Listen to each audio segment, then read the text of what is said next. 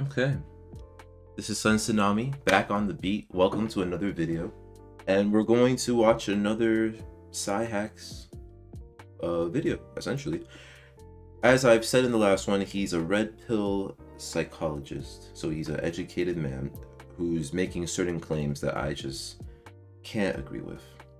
In this latest one, he has the title of the video, "How to Never Fight with a Woman. The Greatest Victory Requires No Battle."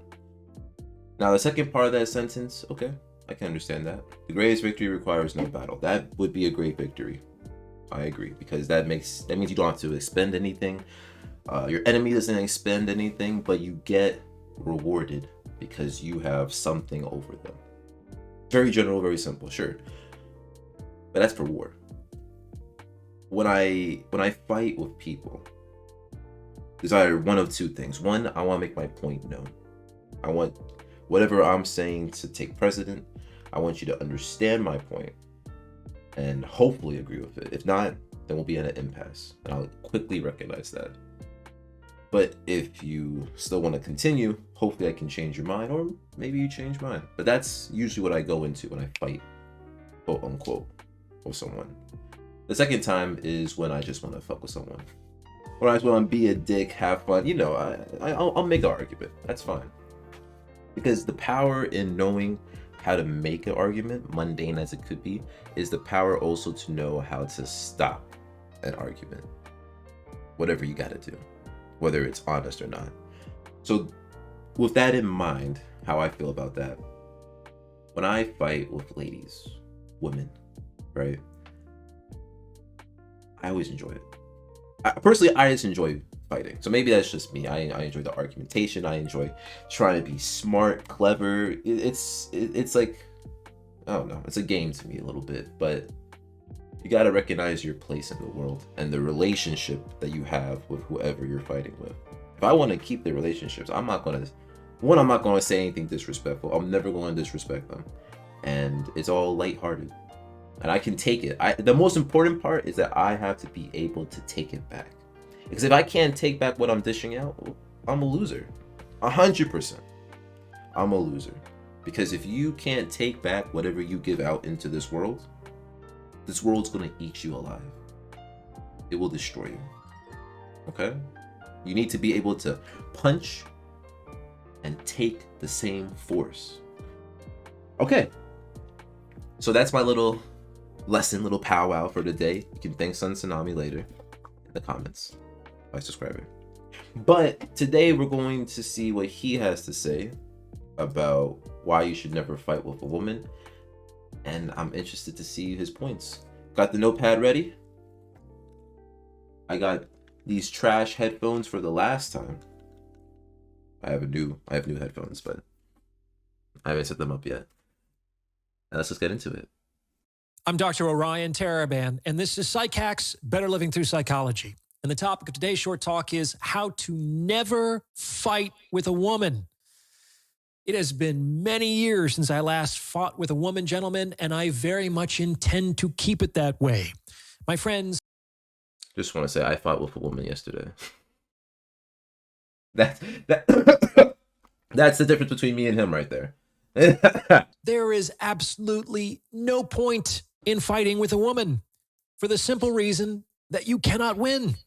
Because of the emotional nature of most women, when you lose, you lose. And when you win, you still lose. When it comes to fighting with a woman, the only winning move is not to play. Much like Sun Tzu counseled thousands of years ago, the greatest victory is that which requires no battle. And this is a worthwhile goal because let me tell you, gentlemen, my life has been so much more peaceful, so much more loving, and so much more enjoyable since I figured out how to do this. And I'm here to share my secrets with you today. If I can do it, you can do it too. This may go without saying, but enjoying a conflict-free relationship with a woman starts with appropriate selection. At this stage of my life, I now believe that 90% of a successful relationship is choosing the right person. As I've discussed previously, you can't have any relationship with anyone. What does this mean?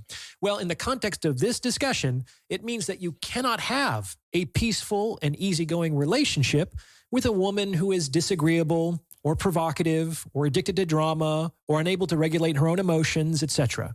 It's So harvesting on that point, I want to say he's right. 90% that the women that you choose may not be the right person. They may be the right person in like different capacities. You don't have to hate the person, which is what something I need to learn myself. You don't have to hate the person, but there's a good chance that they won't be the one. So yeah, no, I agree. Dating is a very difficult market. Now, when it comes to someone that's disagreeable, provocative, addicted to drama, maybe that's just a personality type that you're not into. Some people are into that. Uh, Honestly, some people thrive on the ability to disagree, not have harmony, but come together through their lack of harmony. There's a lot of weird relationships out there. But I'm not saying that you should find a weird one. You should be in one that makes you happy. And so far, it seems to be the opposite attract. So consider that. just not possible.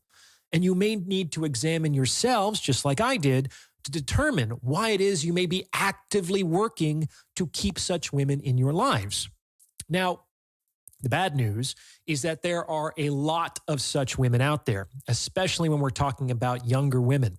However, the good news is that these women tell on themselves all the time. They're actually pretty easy to identify fairly early in the courtship process. And once you do, just stop pursuing her. Let that plate fall. As I've previously discussed, dating is an extended hiring process. Imagine you were interviewing a woman for a job who was difficult and argumentative in the very first meeting. A worthwhile company with plenty of interested applicants would have no problem wishing her all the best with her search. You need to get comfortable doing the same. And the pathway to doing so is cultivating optionality. Until you get to this point, gentlemen, you're probably thinking with the wrong head, and you will continue to suffer until you bring that thought process a little higher. So a big part of the solution here is to refrain from becoming emotionally entangled with a woman until you've determined that she is someone with whom you can have a peaceful, conflict-free relationship. Okay. On that last point, then we'll get to his other points. On that last point, I agree. Until you find someone worthwhile, and I'm going to change up his definition. Until you find someone worthwhile, worth your time, worth your energy, and worth inviting into your life, that's when you should invest more emotions. You should not, I think he's alluding to being emotionless, and I don't think you should be emotionless at all. That's not how you build a healthy, toxic-free relationship. I think you should have emotions. You should be real upfront, right? But when it comes to really making that jump, making that leap, right? Really taking off that mask, it's going to take time. So yes, no, I 100% agree. You gotta wait. You gotta figure out if she is the right one. Now, on that point, when he says that they tell on themselves, I think he's going to extrapolate on that point, and maybe I missed it, but I think he's trying to talk about the women that, fuck, now I have to go back, right? Time.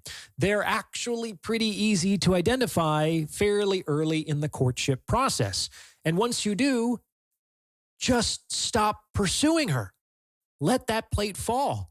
As I've previously discussed. Oh, I see. All right, so he's saying if they have a red flag, don't be hurt, don't be upset. Let the red flag, exist. And then once it becomes a problem for you, say, hey, goodbye. It was fun.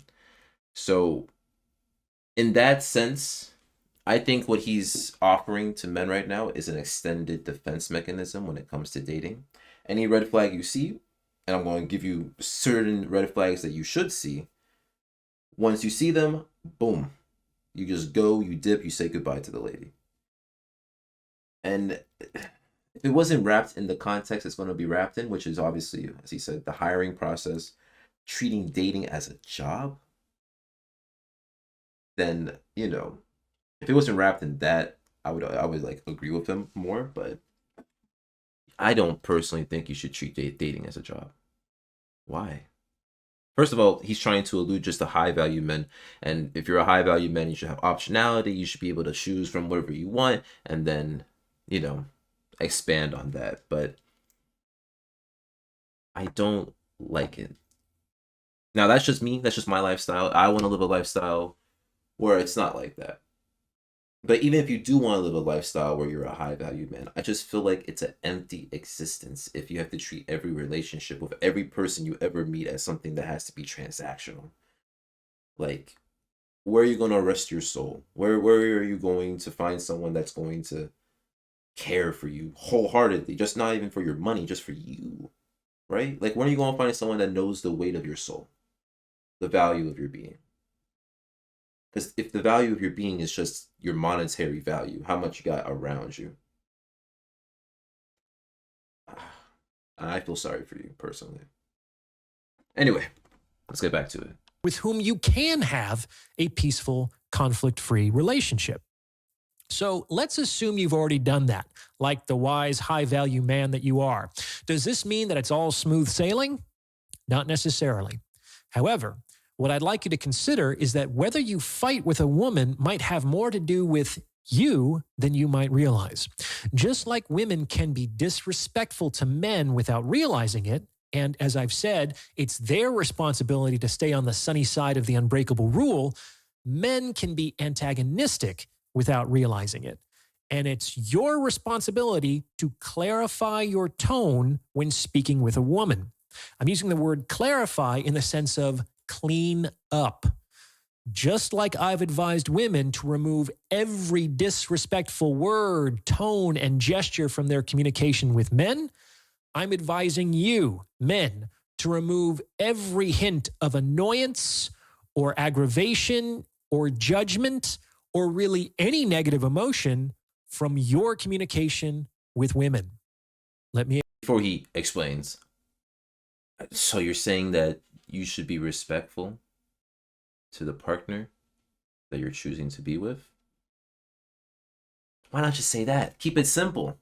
Keep it simple. You see how he alluded to high value men? Now he's going to talk about, well, as a high value man, you're allowed to feel these emotions. However, when you're talking to women, it's best to guide them in a way where they won't use the disrespectful language to disrespect you, because you can't disrespect her. There's no way. But you need to make sure you change up your tone so you can guide her to using the right language with you, or else it's bye-bye. You see, well, that's an assumption, but it feels like we're going down that path, no? Explain. One way to think about women is that they are incubators. Whatever you give them, they will magnify and reflect. Magnify and reflect. That's feminine nature. Give them one tiny little sperm, and 9 months later, they will give you back a whole human being. To my knowledge, in every culture that has existed on this planet, the moon is feminine and the sun is masculine. And why is the moon bright? She shines through the reflected light of the sun. The quality of the moonlight is almost entirely determined by the quality of the sunlight. Now, before he finishes his point, I just want to say, men can be disrespectful too. I feel like I should have just said that outright, but yeah, they can. They can.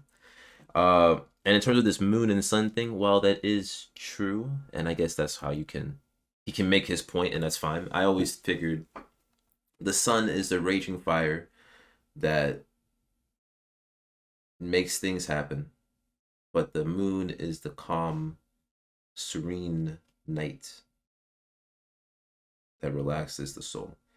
So that's how I always saw the sun and the moon, and I'm Sun Tsunami. So you understand? If the sun gives off good light, then the sun is much more likely to enjoy that good light when it is reflected back at it. Of course, this isn't entirely up to the sun because the moon is always shifting through its cycle. But oh no, this is the sun's best possible I hate this metaphor. The idea here is to remove every word, tone, or gesture that could be construed as judgmental condescending, contemptuous, or angry from your communication with women. Why?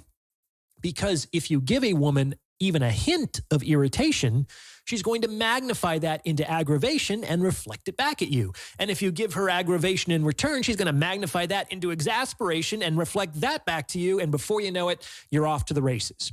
In any case, my point is that the genesis of the conflict can often be traced back to some tiny little trace of negative emotion in your tone of voice. Now, before I go any further, if you're liking what you're... Anyway, no plugs. No plugs. Sorry, bro. Anyway, if you like what you're hearing, please subscribe to Tsunami. Anyway, a tough one. Tough one. So, I hate this metaphor. Dislike it wholeheartedly. But when it comes to how much he's downplaying what a man can do, it's crazy to me. Like, just because a woman is a woman doesn't mean she's not a human. In the sense that she can think, she can understand. If she has a real concern about something and she's upset about it, brings it up to you, and you don't want to stop doing said thing, but you show annoyance and anger, you're both already upset. Of course, you're going to both show anger. You're going to talk about it. And whether you make up about it or not, something has to change. Either the guy who had the issue, or sorry, the guy that made whatever happened to make the woman upset, that guy would have to change it, or the woman would have to accept it. It's one of the two. But the healthiness of the relationship is going to depend on what happens. If the woman accepts it, if she just wholeheartedly accepts it, that's going to build into the man doing more things that she will have to accept, but maybe at some point not want to. And vice versa. If the guy changes, but he changes too much to cater to the woman, he's going to hate her eventually as well. So in a relationship, even though I'm not great at them, it's all about compromise, making it work together, communicating. It's very important, very, very important. But what he is trying to do, I believe, is say that you should be fake. You should be fake with how you feel. Maybe you say the right words, sure, but you shouldn't. Like, if I'm irritated, if I'm unhappy, I'm not gonna lie, I'm gonna show it. People will see it on my face. I think I'm just one of those characters. You see it on my face, you see how I feel. It's it's more evident than I would like to say. But even if it wasn't the face, I would still show how I feel through how I speak, the words I do, my tone. Like, I guess I wear my heart on my sleeve. I can be stoic. I cannot show emotion if I need to, but if I'm comfortable, I'm going to show my heart. But how real you are with someone just depends on you.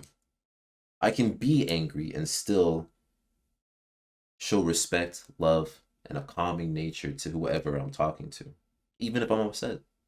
I don't have to be, anger doesn't have to be a deterrent to a relationship, but it's how you utilize and how you amplify your own anger, or even, how you de-amplify your anger in the presence of the people you love. That's what matters. So, yeah, like I said, no plug, bro. This is bullshit, Orion. Does having some tiny little trace of a negative emotion in my tone justify a woman flying off the handle? Why does she... And it's not tiny. And who cares if it's tiny? Disrespect at any level is still disrespect. Injustice anywhere is an injustice everywhere. So, no, what are you saying? Just be respectful. If you have this respect and you want to talk about it, and you want to talk about how you're feeling disrespected, do that. Don't be fake. Because being fake's not going to get you shit. I mean, in America, it may get you a lot, but there will be a downfall. I promise. You have to make such a big deal out of something so small. Are you taking the woman's side here? To this, I would respond, I hear you, my dude. For a long, long time, I thought as you did. And what I have since realized is that, as difficult as it is, it's actually easier to remove every trace of negative emotion from my voice than it is to convince a woman that her emotional response is disproportionate to the situation. That just doesn't work. And I'm nothing if not a pragmatist. I want what works, what is effective. Believing that women shouldn't make a big deal out of something so small is at odds with the feminine principle of magnify and reflect. And when I accept that this principle might be true, a lot of feminine behavior makes sense, which is a pretty good test of a theory. Also, I'm on the side of peace and higher understanding. A lot of women have a bunch of nonsense in their heads, which makes relationships with them difficult, if not impossible. But that doesn't mean that we men have perfect clarity either. Clarifying our tone helps us take care of our side of the street. Now, removing all traces of negativity from your tone is actually pretty difficult. It will take some time to accomplish, basically because you have to learn to be perpetually mindful. Mindful of your words, mindful of your emotions, mindful of your expressions. And this ultimately requires you to be mindful of your thoughts, as your thoughts are the upstream source of all the other behaviors. As you do this, you will likely come to appreciate that you may be expressing negativity, especially judgmentalism, more often than you imagine. You may even have been doing it unconsciously and unintentionally. In any case, you will likely feel better in your own subjectivity when you start to clarify your thinking as, well, you're the one who's actually in direct contact with those negative emotions anyway. Wouldn't you prefer not to feel annoyed or aggravated or judgmental? So what does this mean? Does this mean that you can never disagree with a woman or correct her when she's wrong or check her when she's out of bounds? Absolutely not. But might you need to find ways to disagree, correct, or check without expressing irritation, contempt, or negative judgment? Absolutely. Now, the flip side of this is that sometimes men can. Okay, so before he continues that point, judgmentalism, I think, is something a lot of people have. I personally have it myself, and it's tough. Personally, I have it with everyone, but it's not easy to keep a clear head. I think there is some study where it's like you have like sense of negative thoughts a day, but like very few positive ones. It's sad. It is sad. And I'm not going to give up in trying to have a better mindset, which neither should you. But it's important to recognize that you don't have to let your negative thoughts be you. They're a part of you. You filter them out. You can think outside the box. I feel like it's a consequence of thinking outside the box is that you think of everything. But you don't have to let that define you. What you say, what you do, and the content you put out depends on you and your actions. So when he says when something is small, subjective. All of that is subjective. It may be small to you. You may find it inconsequential, and maybe in the grand scheme of life, it is. But to the woman, or to the person that you have offended, it meant the world to them. And you can't compare your annoyance to the world. That just depends on how much you care and respect the person as an individual. When he says he's here for peace and higher understanding, I fear that combination of the two. Well, personally, I am also looking for that. I feel like his higher understanding is that if he could create a genocide where women don't exist and men can procreate with robotic females that can actually, facilitate the birthing process, he'd prefer it because there's no emotion. There's no mental. There's no having to talk. There's no talk back. That's what I feel like from him. And I could be wrong. I'm always ready to be wrong. But I just dislike how he's kind of treating women like dogs. Like, yes, you can just be respectful. Why can't you just get the same advice? Well, just because they are incubators, as you say, because they can amplify and magnify. If that's just a trait of women, that's just a trait of women. But it doesn't mean that every woman is irrational. There are a million irrational men. More than a million, but there are many irrational men out there that I have come in contact with. I have been an irrational male many times in my life. Like, it's not, you can't just label all of these negative emotions, and because women are women, give that to them with a permanence. We're humans. Everyone has that permanence. So, yeah, just like what I'm hearing, as I expected. Take this advice too far. Paradoxically, the other way that men can unwittingly provoke arguments with their women is by removing all the emotion from their communication. And this is because removing all the emotion from your voice can actually be pretty scary to a woman. It's like she can't feel you there with her in that moment. And that will likely spike her insecurity, which, as I discussed in Why Women Pick Fights, is one of the primary reasons women can be provocative themselves. I mean, is that not fair? Why would I want to talk to someone that's just giving me nothing? In general. I've had women that, like, when I would tell them a joke, they would be like, that's funny. Like, what am I supposed to do with that? What does that information do for me? Thanks. Thanks. I know, it was a great joke. You should have laughed. Like, come on. So when it comes to being stoic, yeah. Everything's a tool. Your emotions are a tool. But it doesn't mean you have to abuse and, all that. Some tools are just automatically used, like the automatic stance in JoJo's Bizarre Adventure, which may not be a great example, but those are things that just happen automatically. How you feel, that just happens automatically. How you process it, that's on you. What you do with it, that's on you. But certain things are just automatic, instinctual, one could say. So when it comes to what he's saying, no fan, no bueno. Removing emotion from their voices is actually a failing of intersex understanding. Let me briefly explain.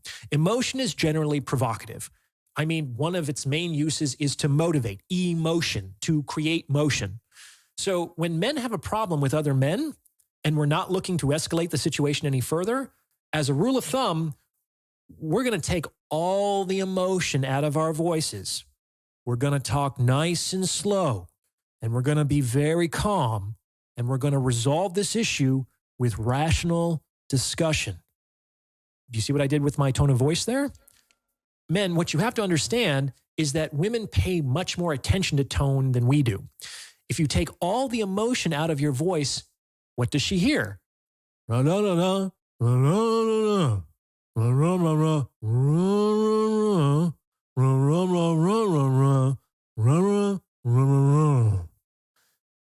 that sound warm and loving?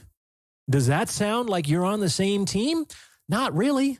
And that's going to provoke her anxiety and insecurity because suddenly she feels as though the basis of the relationship is being threatened. And that's crazy. Oh God, that's crazy. My man's really said that when men talk calmly to a woman that's emotional, they sound like the t-shirts from Charlie Brown. Wow. Let's just ignore the fact that he's not a woman. So we don't know if that's true. It's not true. I don't even have to. But I'm gonna be fair. We just don't know if that's true. But how little does he think of women? That a woman, like any person, if they're emotional, if they're getting hyped up, right? Yeah, I'm gonna talk nice, calm, slow to de-escalate the situation so I don't get into an altercation that leaves me 6 feet under. Yeah, no, 100%. I will do that to any soul. Any soul.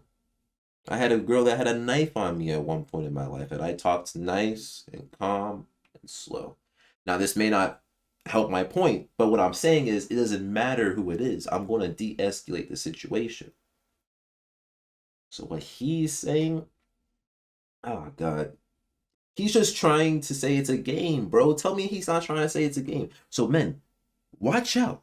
Make sure you don't have a total devoidance of emotion, have a little bit so she can actually listen to you. Because if she can't actually listen to you, it's going to cause more problems in your future. It feels like a game he's trying to play, and that's something I can't do. If you're going to be in a relationship, it shouldn't be a game like this. It shouldn't be transactional like this. It shouldn't be like a hiring process like this. When you're looking for love, you should just be with your heart. You got to think rationally, of course. You got to have emotion. You got to have everything. You got to put your being into it. Because that's what a relationship is. It's the combining of two things. So if you're going to combine yourself with another soul, then you got to bring your soul to the fight, or else you're going to get buried. Like, and if you don't like it, you disjoin. Like, I understand people are scared. I'm scared too. I'm equally scared. But we're not going to find happiness if we just sit in a corner and just wait for the right opportunity or the right person or the right vibe. We have to be bold. Fortune favors the bold. And if you're not bold, get there. Because it's not too late. At any age, you can be bold. You understand? Any age. So I don't care how old you are listening to this. Be bold. That's the one thing you can do. Okay? Okay, so I refuted a lot of his points, but I guess ultimately, I want to say, if you're going to take anything away from this video, if you're going to have an argument with anybody, consider the relationship you have with this person. If it's a relationship where you just want to continue, or you want to keep that relationship, fight with respect. If it's a relationship that you don't care about, if it's just some random, a stranger, you should still fight with respect, but you don't have to cater to them. I think when you're in a relationship, in general, you gotta cater to people sometimes. Some people will tell you, hey, I don't like this. They'll say, hey, don't call me that. Hey, I don't like that. So you gotta cater.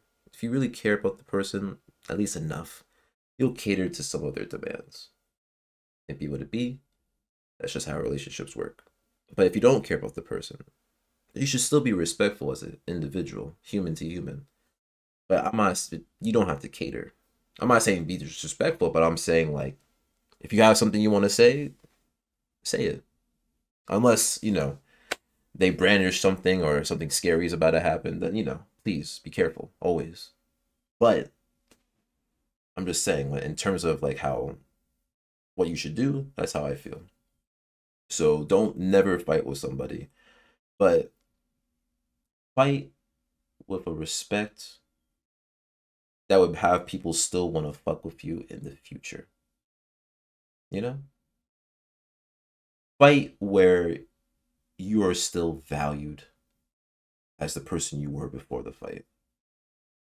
Simple as that. That's it. I have nothing else I want to hear from this guy until we watch his next video. So thank you everybody for watching. This is once again Tsunami, and I hope you learned something, whether from him, whether from me. I hope it helps you in your journey. So good luck. The Tsunami shining out. Peace.